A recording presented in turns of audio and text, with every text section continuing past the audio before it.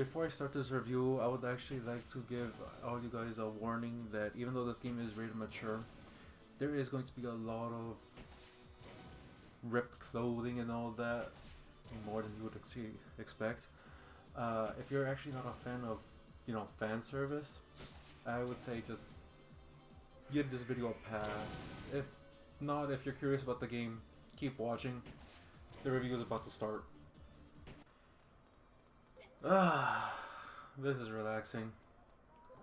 Nothing can ruin this day.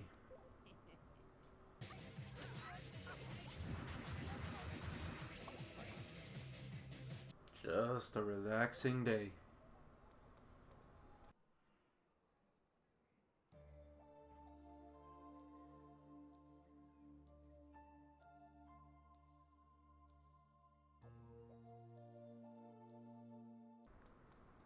Akiba's Trip Undead and Undressed was released on November 7th, 2013 in Japan for the PS3 and Vita. The game made its way to the West on August 12th, 2014 for only the Vita. It will get a re-release on the PS4 in 2014 for Japan and North America, and another re-release one more time in May 26, 2015 for PC worldwide. The game takes place in Akihabara, which is in the Chiyoda ward of Tokyo. Why do I bring that up? Well, it's actually one of the main draws for the game. I picked up Akiba's Trip because it advertised the location and stores as being accurate to the real district. This is what drew me to the game. I picked it up for the Vita at the time and got about halfway before I stopped. It wasn't anything wrong with the game, I just forgot about it, honestly. Now I have it on PC, and for the first time I'll actually finish the game for this review. Even though this game is titled Akiba's Trip Undead and Undressed, this is technically the second game in the series. The first was just called Akiba's Trip and was only released in Japan on May 19th, 2011 for the PSP. Acquire, the series developer, announced in 2019 that the first title will be re-released worldwide as Akiba's Trip Hellbound and Debriefed. Unfortunately, due to current events, the game has been delayed to 2021. There is also a sequel called Akiba's Beat, which has already been released around 2017 for the PS4 and Vita. And yes, it is available worldwide, I think. The story for Akiba's Trip begins with your character being experimented on and transformed into a synthester, or to cut the explanation short, a vampire. You are saved from extermination and you are given the rules on how to keep yourself from dying. As time goes on, you learn that there are more synthesters in the district taking energy from any unsuspecting victims. You and your friends decide to defend the district and figure out who is doing all this and also trying to stop the synthesters from destroying the peace in Akiba. There is quite a bit of dialogue in this game with a visual novel style with it. You have character images moving around with the dialogue in front. Usually the images' faces will change depending on what the topic is about and how they feel about it. Outside of that, you also see dialogue during cutscenes where the characters can move around, but it's not that much. There are a couple of endings for the game and they all depend on who you get close to during the story. There is a guy in Mogra that can help you in telling whose route you are currently on. There are also in total 4 true endings, with one you can get during these routes. I got the Shizuku ending on my playthrough and the title screen even shows her in it when you finish it. Also, when you finish the game for the first time, you actually do unlock a meter that...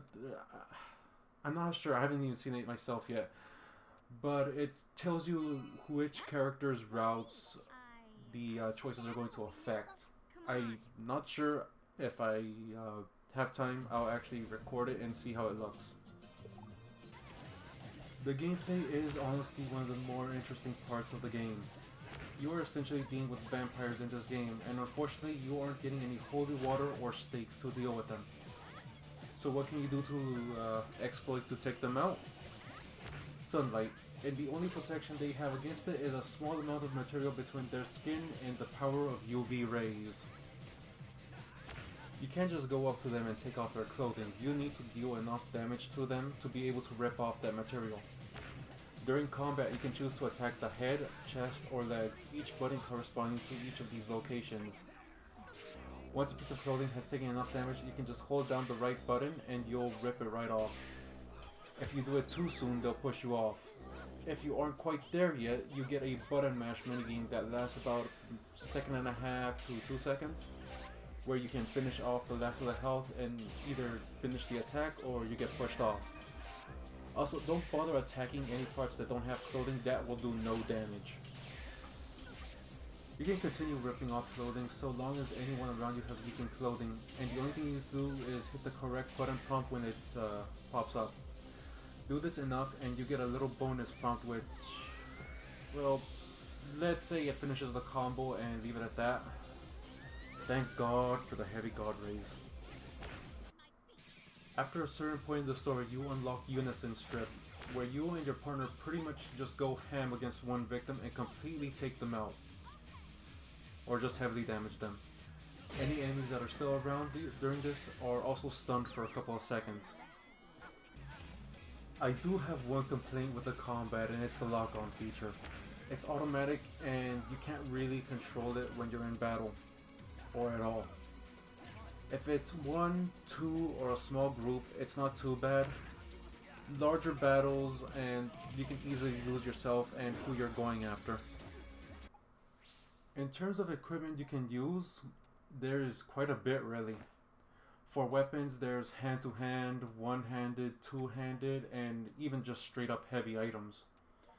These can range from boxing gloves, guitars, water guns, and I've even seen a bus stop sign, which honestly that one surprised me. There's also tons of clothes you can buy and wear, each one corresponding to each of the 3 health bars for your character. After ripping off enough of certain clothing types, you can actually end up getting good enough that you can just rip off that specific clothing without damaging it. Then you take it for yourself. If there's a shirt that you can end up liking, you can also upgrade it so you can keep it. You can pretty much keep using that shirt all the way to end game. Besides clothing and weapons that can keep you safe, there are also little extras that can change your character's animations when they're walking or attacking. I ended up using the dropping fist style at the very end because I just love seeing my character just get down on his knees and then machine gun punch someone's gut before they rip the shirt off. The graphics for the game aren't the best. This was made for the PS3 and Vita when it first released. You don't see a lot of pedestrian traffic until you get close enough for them to spawn, and I'm playing the PC version of the game. There is one major upside for this though. The recreation of Akihabara.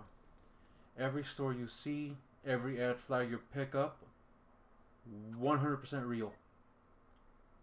One guy from Kotaku actually went out and took pictures to show just how accurate the district in the game is to the real thing. I'll have that link so you can see them later. The videos that you see when you explore are going to be the first things that catch your eyes during the time in the game. Some are advertisements for other acquired games, and there are also videos of what looks like an actual concert. I'm not 100% sure if I've seen all the videos that the game has, but I'm going to look into it sometime in the future. The sound for the game is actually pretty different from some games I've played. The only time I heard music is during battles. Any other time, nothing but the ambience of people running around and the sound of advertisements and videos when you get close enough. One of the more annoying parts about this is that the dialogue in between the story missions is eerily quiet. What do you mean? Especially when it's supposed to be a busy district. Or inside a cafe where there's a lot of video going around. Overall, what do I think of Akiba's trip, Undead and Undressed? It's alright. The story was okay for me. It felt like it dragged at some points. The combat isn't the best, but it takes just a bit of time to get used to it. There is a bit of fan service, but it's not shoved in your face as often as you'd expect for a game that can also be called Akiba Strip. That's honestly what I thought it was first called the first time. The best thing about the game has to be that it's 2012 Akihabara. Remember that every store, every ad, every flyer is real. If anything, I'd recommend it just for that. It's $20 on Steam, and if you're curious about the game, I'd say just wait for a sale on it. I've seen it go for about 50% off.